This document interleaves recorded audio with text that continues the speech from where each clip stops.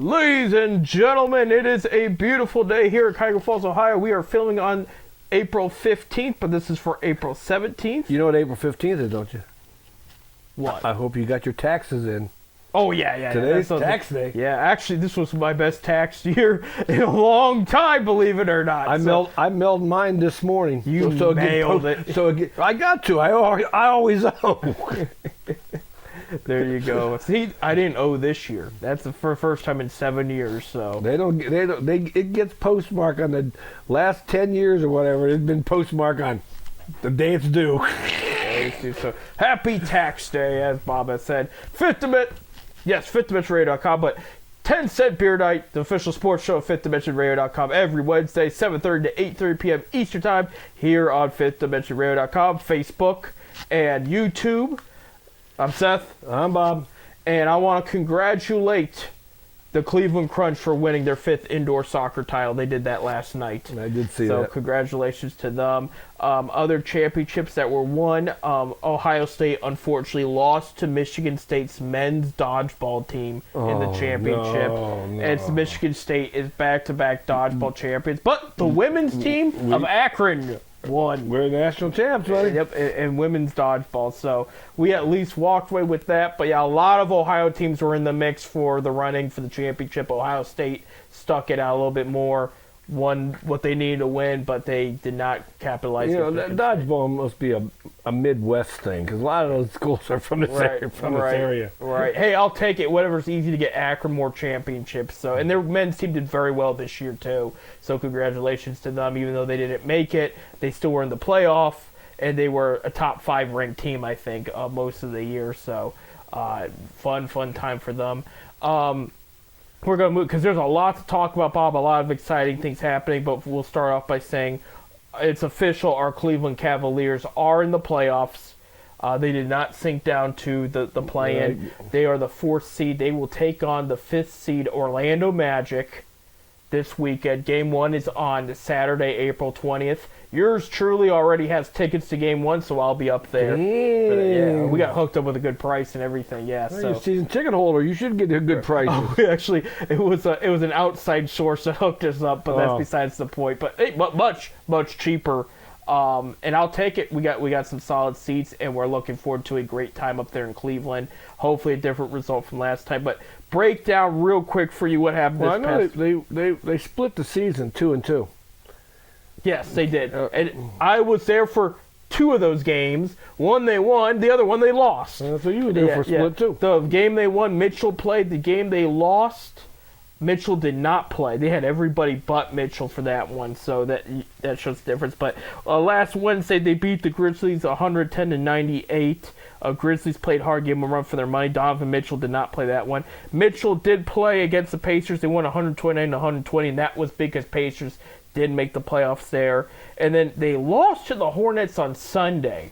And there's been a debate about that one. They sat a lot of guys. Right. Well, it was after halftime. And now, you know, in the defense, JB's faced a lot of injuries this year.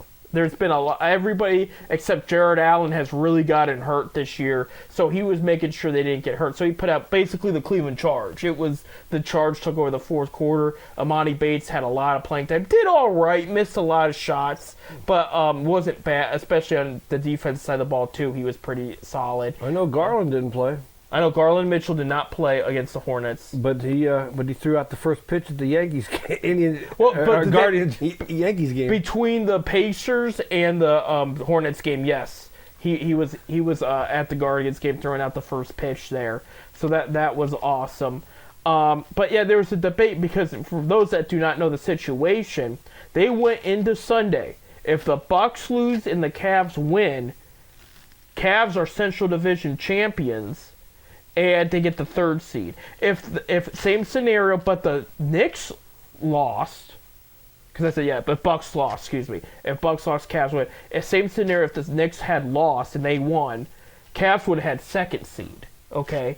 Well, Cavs were the only team in the playoff conversation in the East that was. I think I'll say Boston, who already clinched, who sat their starters throughout most of the second half. Okay, The Knicks had their starters the whole time. The Magic had their starters the whole. The Magic are the ones that beat the Bucks. Bucks had their starters except for those that were hurt. And so people were saying Cleveland intentionally threw the game so they didn't have to play the 7th or 8th, which, by the way, on paper, the 7th and 8th seed in this case would be stronger than the Magic. Because it's either going to be the 76ers or the Miami Heat, which, again, though, there's a play-in, though. So they still have to win those play-in games in order to get those seedings.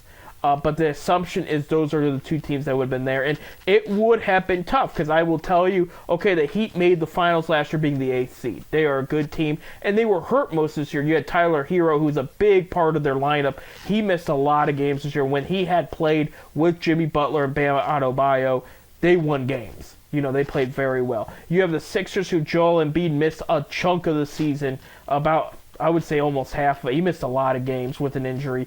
But you have Nick Nurse now as the head coach, and you have the James Harden drama out of there. They're a better team than they were last year, in my opinion. They didn't win the division? Cleveland did not.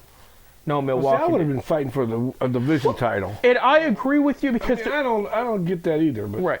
If you're JB Bickerstaff, I also understand you're trying to. You're in the playoffs. Right. You want to be healthy. You want to give guys a couple more days of rest. Right. I understand that part, but it's a cluster, Bob, because if you're JB Bickerstaff, you have to win at least the first round because your job's not guaranteed. I'm telling you what, if he gets one and done, he's done. Yeah, I really believe that. Where winning the Central, mind you, this would have been the first Central Division they've won without LeBron James since 1975 and 6. No. That's how long. Even that good '90s Cavs team didn't, because of the Bulls, did not win the Central Division.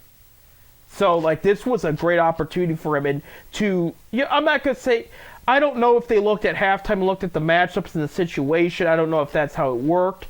But, he rested the guys. At the end of the day, if that works, that works. Here's the problem. Let's say he would have at least won it, because he was then going to get the second seed because Knicks won, okay? Let's say he gets the third seed, wins the division. He's going to play the Sixers, the Heat, or we'll say the Hawks or the Bulls pull an upset, and one of those teams win here, okay? We'll break that down here in a sec. He plays one of those teams in the first round, plays somebody else in the second round, and then could play Boston in the Eastern Conference Finals. Now he's in this situation, okay? He's going to play the Magic in the first round. They match well against the Magic. It's almost a guaranteed thing. If they win this first round, they're playing the Celtics in the second round. So the road to the Eastern Conference Finals got a little harder. Now, I will tell you the advantage they have out of all the teams in the NBA, including the Western Conference too. The Cavs match up better against the Celtics. They're a top 3 team against the Celtics.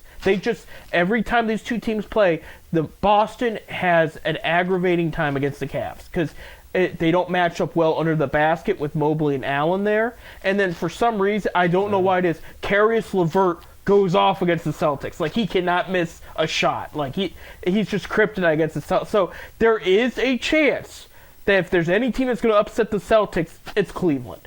But they first got to win this round against Orlando. Orlando was a good team this year.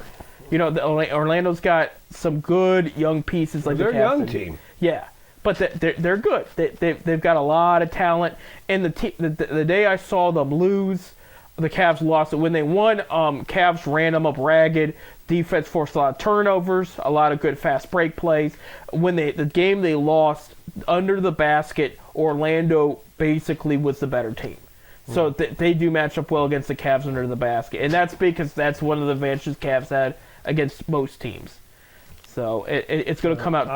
I just think that if they get one and done, he's gone. He's gone. And we're not rooting for him to be gone. I don't want him to go. No. He's a good coach. Right. He had a lot of injuries this year. Don't get me wrong. Right. But this is the time. Now he's coming in healthy. We don't know the Dean Wade situation. That's the only player we're not sure health-wise if he'll be available or not. We also do know. I have to look up his name real quick. It's a guy, Ty Jerome. They signed him in the summer. We have not seen him play. He played one game, I think, and then they took him out because he hurt his knee and he had knee surgery. But they said he was potentially they said this months ago. Things could have changed, but they said potentially he could make an appearance in the playoffs, but they might shut him down for good because it's like, look, I mean, the guy, it's not like he's a star player. You might as well shut him down and see if he can come back as healthy as possible next season, then force him out there when he hasn't played with this group yet. Right. You know, so, I mean, other than practice and preseason games, which is not saying much. So we'll see what happens there, but as far as Dean Wade goes, we're not sure. Everybody else is healthy. Everybody else is ready to go there. So we're looking forward to that. The rest of your standings and how everything looks right now, okay? So in the Eastern Conference, the order is Celtics, Knicks, Bucks, Cavaliers, Magic, and Pacers for the top 6. Celtics and Knicks will play whoever wins in the tournament. So Bucks and Pacers will play each other. Giannis Antetokounmpo is still battling injuries, so we'll see how that looks. And you have Cavs and Magic. For the play-in tournament, 76ers will take on the Heat. Winner will get the 7th seed in that. Bulls and Hawks will play each other. Winner will play the loser of 76ers and Heat, and winner of that game will be the 8th seed then. So we'll know. But it's favored to be 76ers and Heat. I will say Bulls played a great game against the Knicks yesterday, forced them into overtime. I put on the last quarter of it and watched it, and I was impressed with the hustle from the Bulls. So Bulls could surprise people here. Hawks, they still got a lot of talent, so you can't rule them out. So this is where the playing tournament gets a little interesting here. But that's your situation in the East. For the West Coast, Thunder, in order, Thunder, Nuggets, and which is funny because Thunder Nuggets technically tied in record, but Thunder, I guess, had the better record between the two teams. Tiebreaker. Yeah, the tiebreaker. Thunder, Nuggets, Timberwolves, Clippers, Mavericks, and Suns. Mind you, shout out to the Thunder. They were in the play-in tournament last year, lost the game they needed to go to win the playoffs, and now they're first in the West this year. So that's and another great young team there. I mean, very star-studded young team, and they're only going to get better from here. And they have a lot of first round. I mean, they have how many? 9 the next 4 years or something. First round? Yes, they loaded on first round picks the past 2 years. So I mean, there's still more talent to come on that. I mean, I'm gonna be curious how that Thunder team looks in 3 years. It's gonna be interesting. It could get very scary too. So you're gonna have Thunder, Nuggets will play whoever comes out of the play-in. Timberwolves are gonna play the Suns. Suns just squeaked up there. What they need to happen was they need the Pelicans to lose to the Lakers, and it happened. And it forced Pelicans to play the Lakers in the play-in. So the Pelicans have to deal with the Lakers again. So the Lakers did make the play-in? They made the play-in, yeah. Oh, they clinched that pretty much a while ago. Did they? Yeah, even like a couple weeks ago, it was a done deal. You're going to have Timberwolves play the Suns. Clippers are going to play the Mavericks there. And so for the play-in for the West, Pelicans will play the Lakers for the 7th seed. Loser will play the winner of the Kings and Warriors. And that will be the 8th seed there. And that's interesting because if you remember, the Lakers were the play-in team 8th seed last year. Well, they won the 8th seed in the play-in last year and went to Western Conference Finals, got swept by the Nuggets. Warriors and Kings, okay. Kings were the 2nd seed. Yes. And Warriors won the play-in for the 7th seed, and that was the first round matchup. Now they're here playing each other to stay alive. Yeah, so it's crazy how it's gonna be interesting. Yeah, it's crazy how 1 year can make a difference. But of course, last year you had the Grizzlies up in the playoffs, and that wasn't the case this year because of all the injuries they had.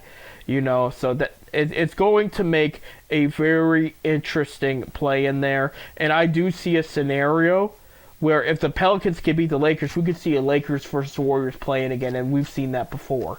And it'll be a very, very tough matchup. So, NBA playoffs are here. We're glad Cavs make it first time back-to-back since the 90s Cavs without LeBron, I should say.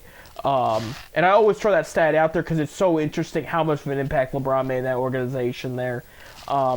So this is a big deal to make it back to and be the 4th seed back-to-back, mind you. Play home court in the first round at least.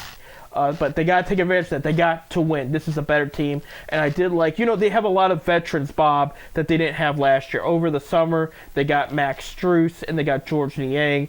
Ty Jerome's not much of a veteran, but he played with the Warriors the past couple years, so he was around a playoff team with playoff experience.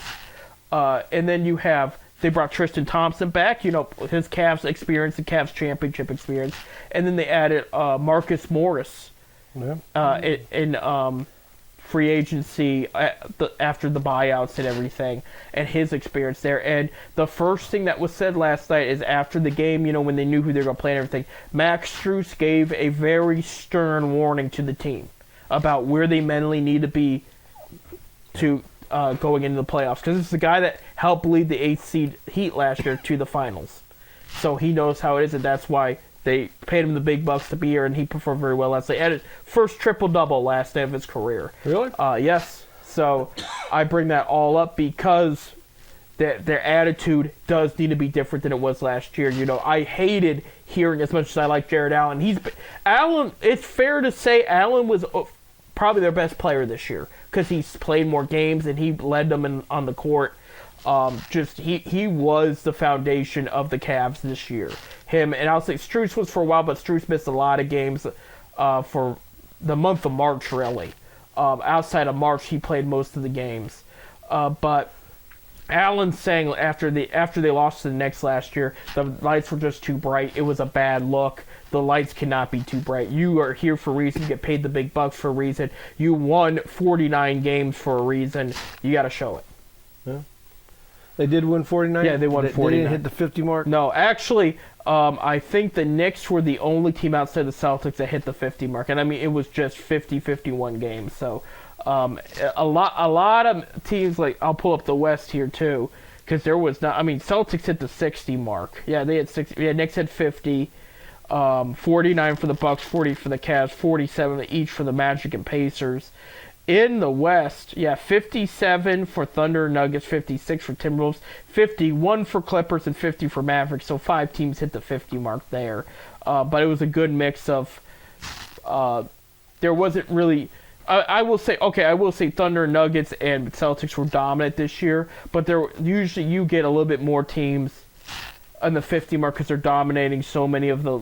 Lower seeds. But that wasn't the case this year, so a little bit more competitive, good basketball there. So we'll have to see how it plays out. But first game has been announced. It will be April 20th, Saturday in Cleveland. Speculation they do every other day, so I'm guessing Monday the 22nd is going to be game 2. They haven't announced that yet. But tickets are to be on sale because there will be a game 2 for sure in Cleveland. So tickets will be on sale soon for that. And then assuming game 3 is going to be that Wednesday, and then game 4 will be that Friday with the rest if necessary. So we'll see. I see Cavs in 5 or 6. That's my prediction. These are all 7-game series? Yes, they're all 7-game. Yeah, I know back in the day, and then like the 90s, where the first round was 5. The first round was 5. Was 5, yeah. But this is a 7-game. That's what Cavs lost in 5 last year. Because Knicks had won 4. I do think the Cavs have the advantage here, but they have to get off on the right foot. It is mandatory. If they walk away from home 2-0 in the league, that is a great start. That is, I'd say if they walk into Orlando 1-1, it's still up in the air. But if they can go in Orlando 2-0, they should be able to come back to Cleveland either 3-1 or sweep them right there. But I think that you have to take advantage because they were great at home this year. They really were. And yeah, they were also great for the most part on the road. Not of recent, but overall they were one of the better teams on the road. But at home, you're in front of those fans. It's time to step it up and give what these fans have paid for, what Dan Gilbert is paying for. We got to take a break. When we come back, baseball, Bob. It's getting more interesting out there on the diamond. And we'll talk about that and more coming up.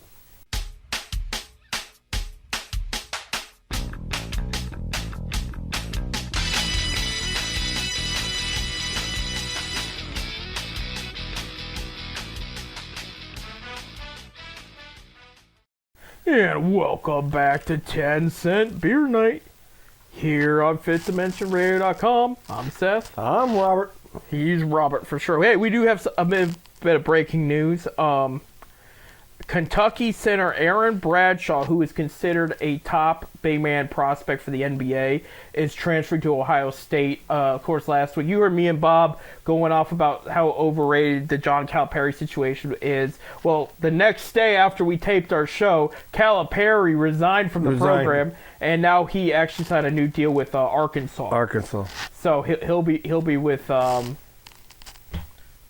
Razorbacks, yeah, now. And he did say he thought Kentucky needed to move on from him, and that probably forced Aaron Bradshaw to transfer to Ohio State. But he averaged only 4.9 points and 3.3 rebounds as a freshman. I think he came off the bench. But there's been a lot of hype about this guy. They're saying he could be one of the better centers prospects in the NBA has seen in recent past. So is he in the if he's going to be a sophomore, right? Right. Is he in the draft? Did he declare to go? No, he's going to Ohio State. Yeah, but I mean, like the Bronny, he declared to go to the draft as a freshman, and then of course he keep his eligibility.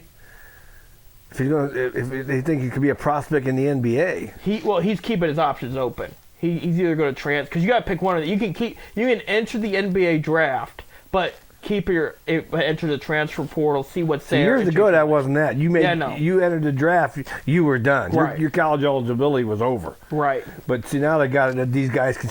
Yeah. If I don't get drafted or I don't get what I like, I can go to college. It depends on the sport too. In baseball, we've seen something like that. In soccer, we've seen it where I brought this up about a week ago. There was 2 Akron players drafted, and there was, I think, 4 or 5 total in the MLS draft.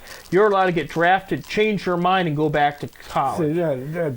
That's a waste of a team's pick, in my opinion. I don't like that. Where Bronny's situation, he has to make he's allowed to enter the draft, put his name in for the draft before the deadline, and then he can take his time up to a certain point to decide what he wants to do, but then he has to make a decision. So he can pull his name out of the draft portal and go to transfer to Ohio State, Duquesne, wherever he wants to go. What happens if we'll say the Lakers draft him? If he's drafted, he's drafted. He has to go. Yeah, if on draft day, if he's eligible to be drafted, he cannot pull his name out. Yeah, that's how it works in the NBA there. So if he can put his name in the draft portal for now, but he can stay in the transfer portal, weigh his options, but he's got to make a decision at a certain time. Is he going to go to college or is he going to go to the draft? It's not like I brought up MLS because in that world it's different, where you're allowed to pull out after you've been drafted. And in baseball, we've seen that too with a high school kid. He can pull out and go to college. He go to college, yeah. Right. As long as he don't sign. Right. Yeah. In NBA, though, if you're drafted, you're drafted. You cannot turn back. So they do lose that scholarship and everything else. First of all, I don't think freshmen should be allowed to be drafted. I agree with you just because... I think if you go to college, you play for at least 3 years. At least 3, yeah. Yeah. It does better develop them for the next level. I mean, that's the baseball. Baseball, you can get drafted out of high school, but if you opt to go to college, now you can't. You got to wait till your junior year of college to be draft eligible. Right.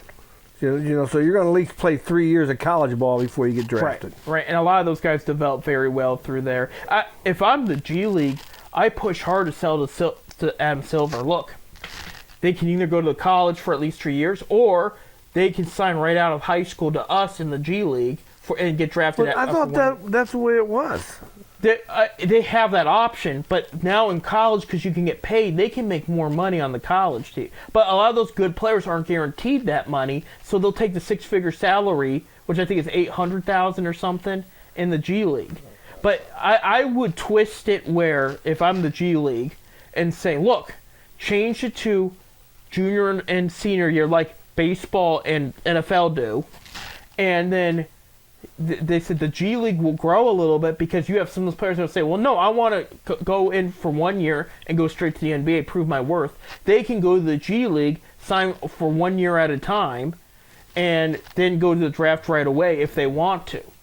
So it helps build the G League up. There's a little more excitement there. And then it's a little more excitement for college, too, because this player's going to stay there for at least 3 years. You're not just renting them out, and you're building a pro. So it's a win for all sides, but they're not going to do it. It's stupid, but they're not going to do it.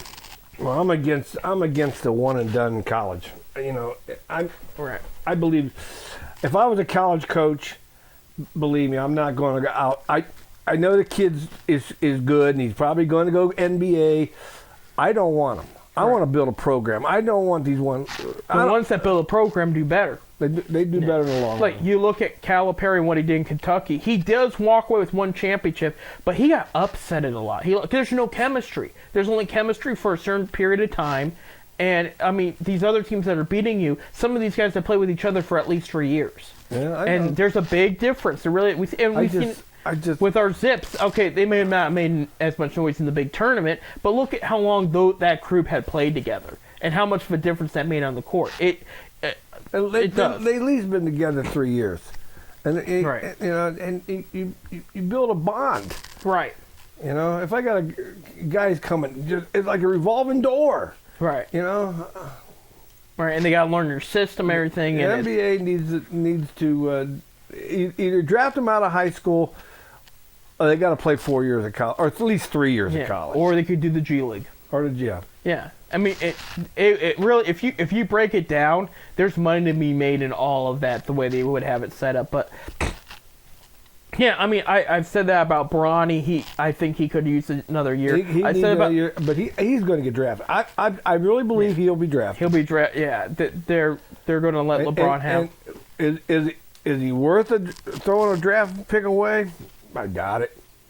It's going he to played be 19 minutes.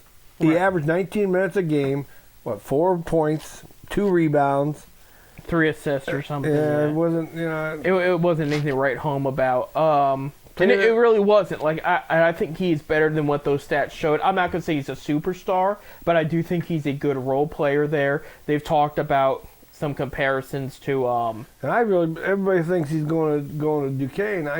I believe he's going to Ohio State if he decides. if he decides to stay. I really believe yeah. that. Ohio State's very And with this new coach they got now, Attractive, they position for him. seem like they like the guy. They've added a good center now that's going to help because they did lose a guy today too. One of their players is, I forget where I saw he was headed, but yeah, he's transferring out of there. But yeah, it's, and I said that about Chris Livingston too last year. He could have used another year.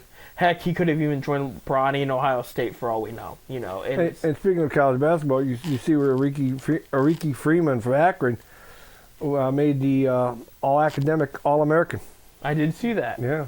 That's awesome. I did see he did not win the Karl Malone Award, but the one that did surprise me, kid out of San Diego State. San Diego State. Yeah, but I did not think he was going to. I thought the guy from Duke was going to win that one. Yeah, you could have named. But he made the top 5 in the nation. Yeah, you know, I mean, that's a big deal. So here we go. Well, Bob, we got to switch to baseball real quick. I know we've talked a lot about this. Is exciting time for basketball. WNBA drafts even tonight. Caitlin Clark will most likely go number 1 overall to Indiana. If they pass up on her, they're crazy. Even Team USA saying we're making sure well, she commits. she's going to be a draw. Whoever takes her, which probably Indiana. It'll be Indiana. Yeah. I mean, not very many college programs, women, yeah, sold out the season like Iowa did. yeah. I mean, You know, she's a draw. yeah, absolutely. And she plays very well. And on the court. really picked women's basketball really picked up because of her. Yeah. Oh, I'm waiting to see what Indiana's sales are going to be like after they officially draft her. It's going to be interesting. She might bring a spark to the WNBA we haven't seen in a while. But there's definitely some high. And I'm telling you, those players. They talked to Diana Teresa, who I think recently retired. She's going to the Hall of Fame, the Basketball Hall of Fame for the women. I think either this upcoming or soon, but it's like a done deal. And she said they're waiting for her. They said they're tired of hearing about the hype. They want to let her know that the WNBA is a whole different world, and they're going to be ready for her. Oh, it's going to be different. Yeah. Yeah. So, but they're looking at. She's got a target on her back. I mean, it's a target she'll welcome because it's competition. But you know, even in the loss, she scored 40 points. right, You know?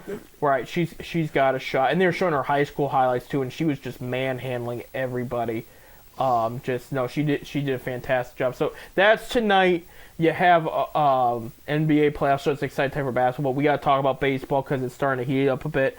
Guardians go 3-3 last week. They won the series against Chicago 2-1, including a walk-off hit on Brothers Day, Siblings Day, where both Naylor and Bo and Josh hit home runs, and then Bo hit the walk-off base hit.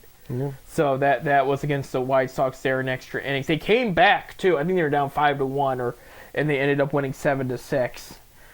So it was crazy there. They lost the series to the Yankees 2-1. They did have a comeback and extra innings win on Sunday 8-7. They lost 2-3 on Saturday, both because Friday was postponed, so doubleheader on Saturday. 2-8 there on game 2. So I mean, the Yankees are playing very well right now. Yeah, Yankees got the best record in baseball right now. Absolutely, they are on the road to play the Boston Red Sox. 4 games. They just finished game 1 here. We'll tell you about that in a sec. But 4 straight games in Boston because it was Patriot Day. You mentioned off air in Boston, so they played at 11:10 a.m. this morning. And then they play the A's in Cleveland to end the weekend. So and then they got the A's and the Mets both coming up. not Mets because it's the Red Sox again and then the Braves. Oh, Yeah. Not Mets. They'll have the Mets though eventually. But yeah, it's gonna be Red Sox and A's this week. So I mean, Red Sox. We'll see how they do But here. you know what? The A's are just 1 game out of first place in their division. Are they really? Yeah. So A's are stepping up there. It's interesting. So of course Texas leads the division 8-8. All right. I'll tell you who's at the bottom. Houston. Houston's at the bottom. Houston. They're a bottom 3 team in the whole major leagues right now. Bad start there. Guardians have won game 1 against the Red Sox officially 6-0. Will Brennan with a 2-run shot in the 7th inning. Ramirez doubled to right, and Kwan and Rochero scored on a throwing error there. Did Curry get the win?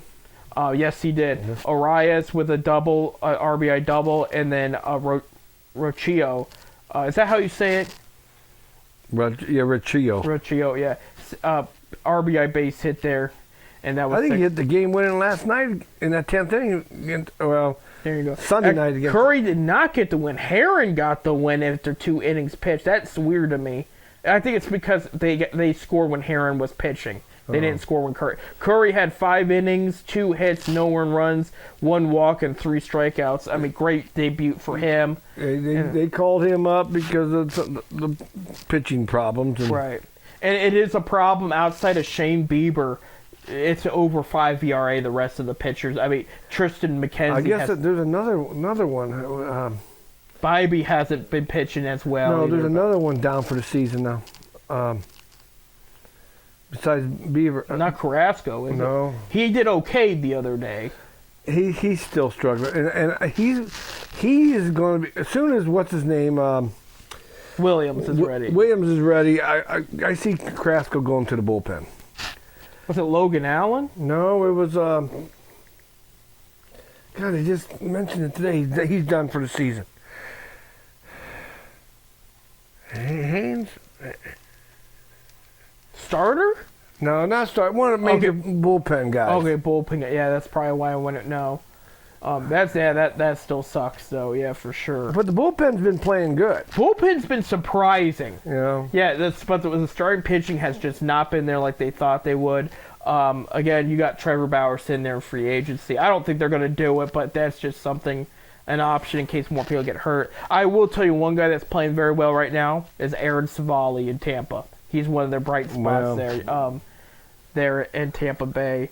Yeah, you're too early standings here going into like the 3rd week of the season here. We'll start with the American League East. Yankees in first 12-4. Again, they beat the Guardians over the weekend. Orioles are 9-6. Tampa Bay's 9-7, but they've won 3 straight series. So that's a big deal for them. Red Sox are now 9-7. They might be now 9-8. I don't know if they counted the game today on this update here. And Blue Jays are 8-8. So the AL East is back to being very close again, like we thought it would be. In the American League Central, Cleveland Guardians are 10-5. Kansas City Royals batting very well right now, 10-6. Tigers hanging in there at 9-6. Twins are 6-8, and White Sox are 2-13. Their only 2 wins coming against. No, actually, one of their wins, I should say, coming off against the Guardians there. Well, Sam Hedges. He's long down, reliever, yeah. He's down for a year. He was playing very well for a while. Yeah, that sucks for him. That stinks. He had Tommy John surgery. There you go. A lot of them. Yep. Texas in the AL West, Texas Rangers are 8-8. Angels are 7-8. A's are 7-9. Seattle is 6-10, and Houston is 6-11. They did win a good game yesterday, though, so maybe they're getting their spark back. They're trying to get their groove back. But, I mean, I don't expect Houston to be at the bottom for long there. In the National League, in the NL East, the Braves are 9-5, 2 games behind them. The Phillies at 8-8. Mets are 7-8. Mets are starting to play a little bit better now. Lindor's getting that average up. He's now at 130. Nationals are 6-9. And the Marlins are 3-13, still battling a lot of injuries on that team, especially in the starting pitching department there. In the NL Central, the Brewers are 10-4. The Pirates are 11-5. The Reds, who are playing red hot of late, are 9-6. A great game. They had that game with De La Cruz. Hit a inside the park home run there. That in what was it, 24 seconds? That's one of the most exciting plays in baseball, inside the park. Right. Oh, especially how fast he went around the bases. It was insane. It may have been 14 seconds. I mean, he was fast. If you didn't have his speed, you weren't going to get that inside the parker. But they're tied with the Reds or the Cubs at 9-6. Cubs are playing decently, and the Cardinals are hanging there at 7-9. So NL Central is becoming like the AL East. It's going to stay really close right now. I would love to see it stay close the rest of the year there. Dodgers coming off a bad series against the Padres. Padres have their number this year. They're 11-7. You have the Diamondbacks that are 8-8. Hopefully, going to get their closer back soon from injury. Sewell, he's working on getting his arm ready for pitching again. Padres are 9-9 and had a good week this past week. Giants are 6-10 and Rockies are 4-12. So some of the teams we knew would be playing well are doing well. Some of the teams we knew that were playing bad are doing bad, and there's some surprises in the mix. But it's still early. A surprise is Pittsburgh. Yes. And Kansas City. I told Kansas City might step it up this year. I didn't think it'd be this early, but. And look, and a little bit, somewhat Detroit. Well, I had Detroit win the division this year. I know it's still early, but it's still early. But, yeah. Special Torkelson's hasn't had the best start. If our pitching can hold up, we'll be in there. But it's going to be a big if. A lot of injuries. But it's like last year though too. Last year a lot of young guys got called up and they did the job. Right. So we'll see. I know that Stephen Vogt has had a lot of raving reviews in that clubhouse. I think he's done a great job so far. Right. So they said it's very similar to Francona, where it's focused and it's just play to your best of your ability and play hard. So that's awesome there. We got to take a break, Bob. When we come back, just more of everything. Stay tuned.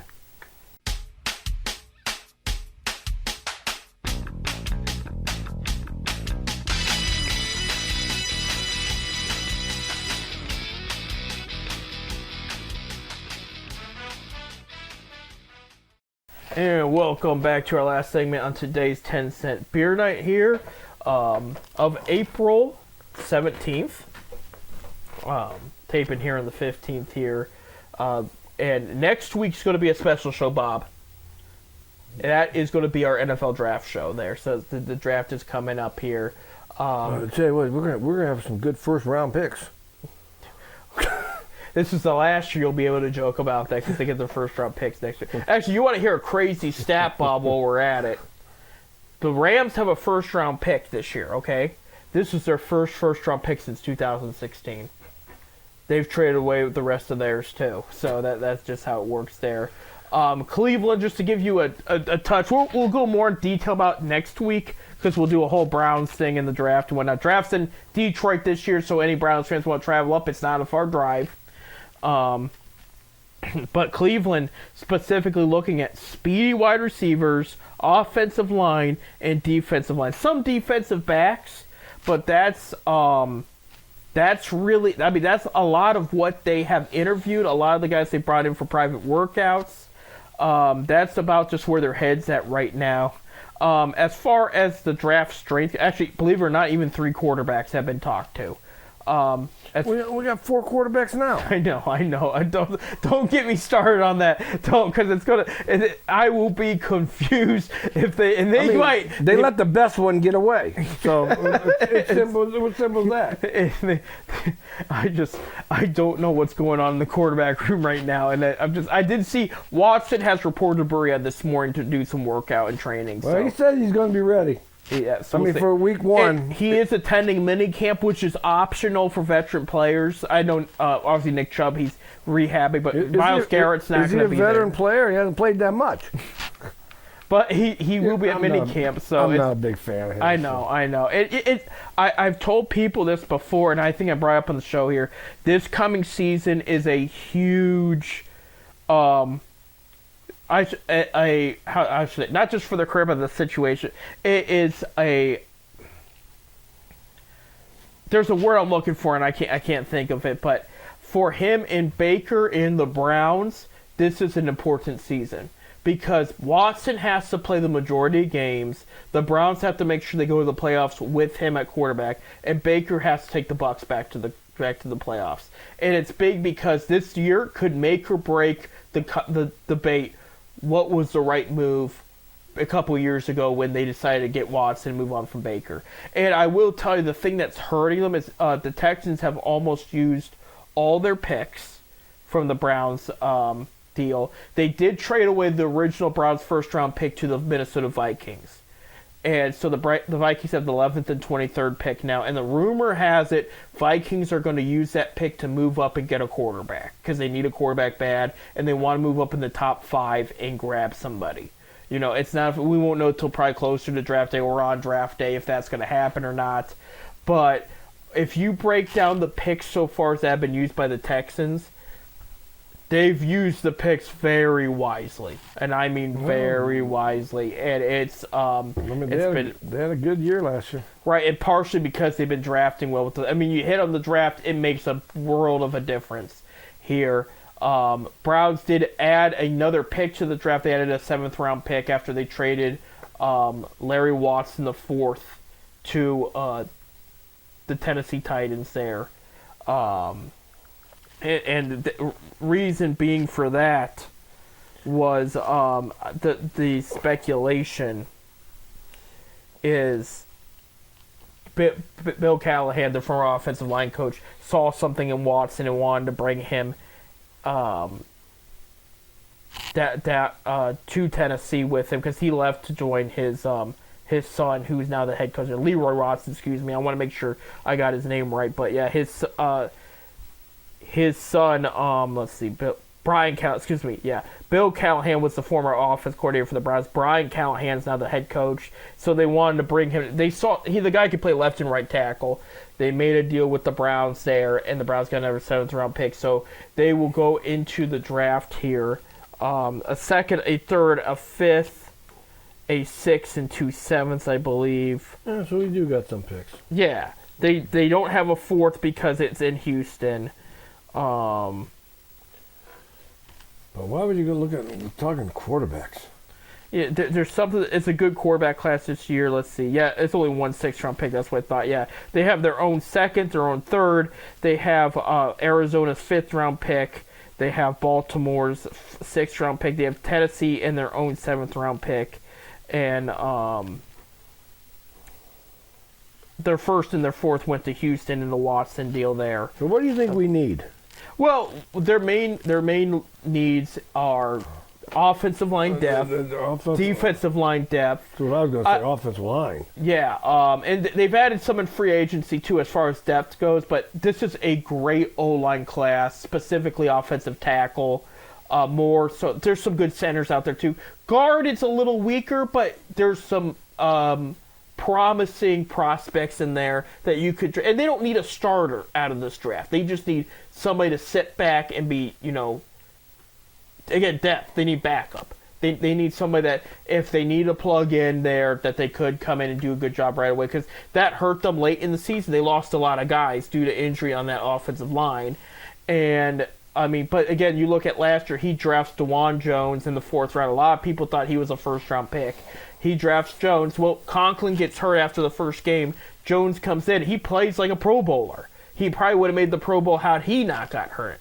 Right. You know, and they were talking about him shutting down T.J. Watt during the season. He did, which I believe is part of the reason why Watt did not win Defensive Player of the Year, because your Defensive Player of the Year is not going to get schooled by a rookie twice. And, yeah, all Watt's sacks against the Browns last year were against guarding somebody. Like, against Njoku in Cleveland was one, so Njoku couldn't contain him as much. But they're looking at offensive, defensive line. Decent defensive line class. Okay linebacker class. It's very hit or miss at the linebacker class when they're week ones. Not a bad defensive back class, especially those that... Browns don't need a cornerback, but those that do, the 1st, 2nd, and 3rd round are full of talented cornerbacks. There's some decent safeties there too. Good quarterback class, but a lot of the top quarterbacks will be taken after the top 10 picks. A lot of quarterbacks will be taken in that 1st round and 2nd round, I'll even say.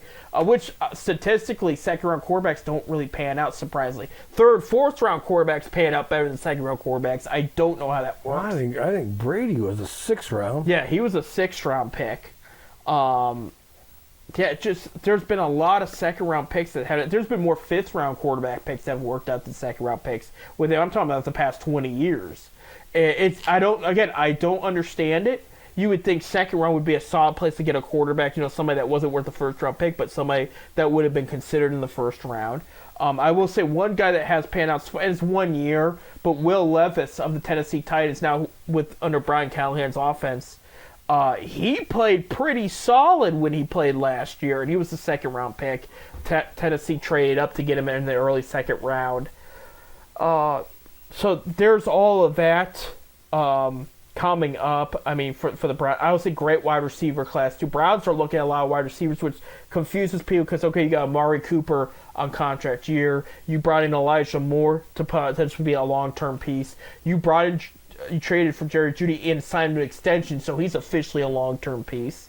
You drafted Chris Tillman last year, who played very well last season when he did play. You had David Bell, who has had a lot of play time, but when he's played well. He's been clutch. And so you have all this receiving talent, and then you're talking to wide receivers. I know what they're trying to do is they're trying to replace Marquise Goodwin, who he did a little bit. He was pretty well covered last year, but they're looking for another speed threat to go along with Elijah Moore, and there's a lot of speedster wide receivers in this draft coming up. We'll get more into detail next week with the prospects and whatnot. They have looked at some tight ends because they're lacking on depth and tight end, but the interesting thing, Bob, is with the tight ends in the wide receiver situation, I think part of it is it's money. They've spent a lot of money. They have a lot of money in the books right now. So what makes the draft so unique is a lot of these guys are on a contract for the next 3 or 4 years on what they consider a cheapo contract. Really, it's $600,000 to $800,000 a year. I know that's not so cheap for us, normal folks, but for them it is. And so it's getting these pieces that they think fit and adding them to depth, be like, hey, we got this guy for the next 4 years.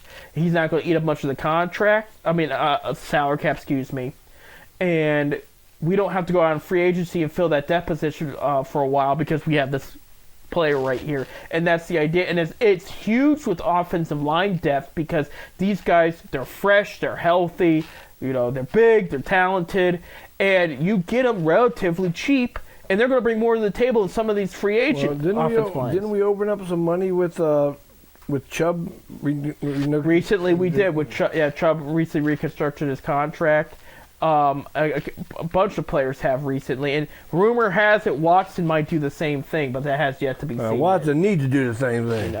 Everybody's being a team player. And they're doing it to help the cap and just to help the team add pieces. I guess Kareem Hunt is gone. He's not expected to resign. I mean, he hasn't signed with anybody, but he's not expected to resign. I know they gave his number to somebody. Yep. his jersey number. So There you go. Yeah, I've been talking to running backs too, Bob, and it's interesting because Nick Chubb will come back at some point this season. They don't know when. He is ahead of schedule. He's doing well right now. Jerome Ford played overall very well last year, so he's going to be in the mix. They got Devontae Foreman, who I think is an underrated addition. He was with Deuce Staley down in Carolina a couple seasons ago. He was with the Bears last year. If you get him on our offensive line in our running back playbook, he's going to thrive. But you also got Pierre Strong is still with the team, but they're looking at in this running back class. It's nothing to write home about, but there is talent there. And so they have brought in some running backs to talk to there. It's going to be a very interesting draft for Cleveland, but it is important to hit on these picks because that's what builds your foundation and your blueprint and the teams. And it makes it, like I brought up the DeJuan Jones thing. Imagine if he doesn't draft him. That's a big hole at right tackle there most of that season. But because he made a good pick there, it made a world of a difference. And that's what I mean. Like, these mid-round picks, these second through fourth round picks really help build the mold around your team more than a first-round pick does. So it's like, okay, they don't have a first-round pick, they don't have a fourth-round pick. Well, you got a second and third, you have a fifth-round pick. If you hit on those, you added 3 other good players to this roster, and that's already improvement, And the one thing I will say about Andrew Berry and the Browns is, other than the draft, which he's overall done very well in, he will hit on some key undrafted free agents too, and that's big. These guys that didn't quite make the cut, but you see quality in them, you see potential. You said, we're bringing you in, we think you can fit our system. And you saw Ronnie Hillman, Ohio State safety, go undrafted, join the Browns, and he was key in some games. So, I mean, it can make a world of difference here. The only thing I'll say about Barry's draft is now we're entering his 5th draft, I believe, 2020, 21, 22, 23, 20. Yeah, this will be his 5th draft. And we can finally analyze at least his first 2 drafts, if the hits or misses. And I will say, overall, he's done well, but some of those mid-round, I told you about the mid-round picks, how they mold your franchise. He has missed on some key mid-round picks, and it's not good. Anthony Schwartz was a 3rd-round pick. He's been cut. I think the Dolphins gave him a tryout. It hasn't really panned out, but his problem is he's a wide receiver with a ton of speed but cannot catch the ball. You're a wide receiver. You need to catch the ball. Jordan Elliott, overall, I thought was solid. They decided not to bring him back. He's now with the San Francisco 49ers. One that they got back recently, Cade York, kicker. Yeah, I've seen that. Yeah, I mean, he was a 4th-round pick. They cut him last year. They wanted him on the practice squad. He got a little emotional about the cut, and he decided to ditch on the Browns. Well, Browns coaxed him to coming back. He'll be on the practice squad.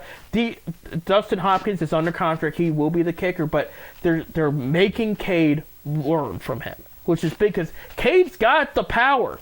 He really does. He didn't have the accuracy. That was the problem. Hopkins has the accuracy. Remember when he came in his first kick, first ever, like a 60-yarder? That was his game winner. It wasn't his first, but it's like his 2nd or 3rd. Yeah, I mean, he won the game for them.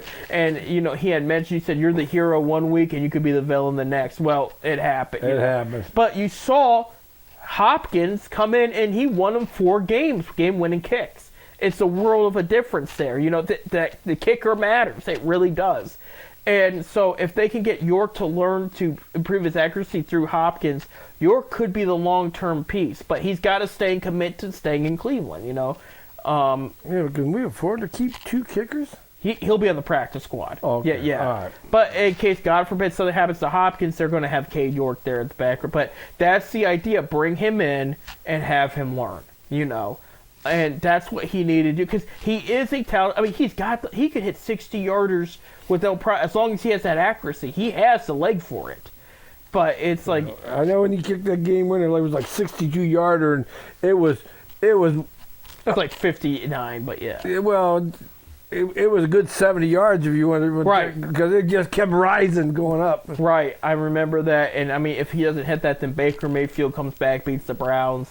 Some Browns fans bite their tongue, but thanks to Cade York, that didn't happen. But he is back, so that is a 4th-round pick. He has a second chance with that could later pan out. But you have to hit on these mid-round picks, and that's the thing when it comes to first-round picks, he only has had 2 at this point because he traded them.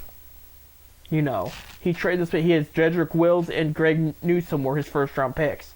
Other than that, he's not done much in the first round. I mean, he did draft JOK in the second round. 2021. How many? He's this is 5th year. 5th draft, yes. 5th draft. And how many years have he had first round picks? 2, because he traded them. Well, he didn't trade them. Oh yeah, he traded them. You think he traded him? I think Haslam pushed the envelope, but he still agreed. Haslam has to agree to the $240 million. Well, he pushed it. Yeah, he opened his pocket. So, but I mean, I'm sure he didn't go in there and say, "Yeah, we'll give you the." But Houston probably sat there and said, "Look, if you want him, he's worth 3 first-round picks," and so they made a deal. That was Haslam's doing. That wasn't him. Yeah, I think it's a mix, to be honest with you, because you still have to, you had to give up at least 2 first-round picks in that deal, and they gave up 3 to make it happen. He pissed off a lot of NFL owners when he did that. Oh, with the quarterback deal, yeah, because it rose the standard and the I mean, if you're going to give this guy $240 million, what are you going to give? What's his name from Baltimore? Lamar Jackson. Yeah, he got 300 or something. Yeah, I mean, he got. I forgot what. And then the other rival from Cincy, Burrow. He got a nice cut too. I mean, yeah, they did raise. And same thing with wide receivers. If you remember, same offseason, Jacksonville gave Christian Kirk $80 million.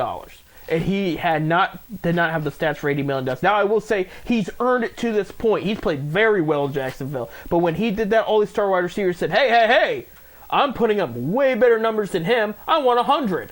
And that's why Tyreek Hill got traded. That's why A.J. Brown got traded. So, I mean, the Browns weren't the only ones to goof things up there. But, yeah, that happened, and that happened close to the draft. But we will talk more because we're about out of time here, Bob. But next week, we will know a couple games into the playoffs how the Cavs are looking against the Magic, and I'll be there for Game 1. Okay? We'll talk about where the Guardians sit. It should be a good week for them this week. So we'll talk about where they sit after this week here, and then we'll definitely talk. It'll be our draft special at 10-cent beer night. We'll talk about what we think the Browns will do, what they need to do, who they brought in for workouts, and it will be an exciting week as we approach the NFL draft that's coming up. So. Thanks, Bob. Thank you, Seth. Thanks, other Bob. And without further ado, let's have a different result than last year in this first round. Go Cavs.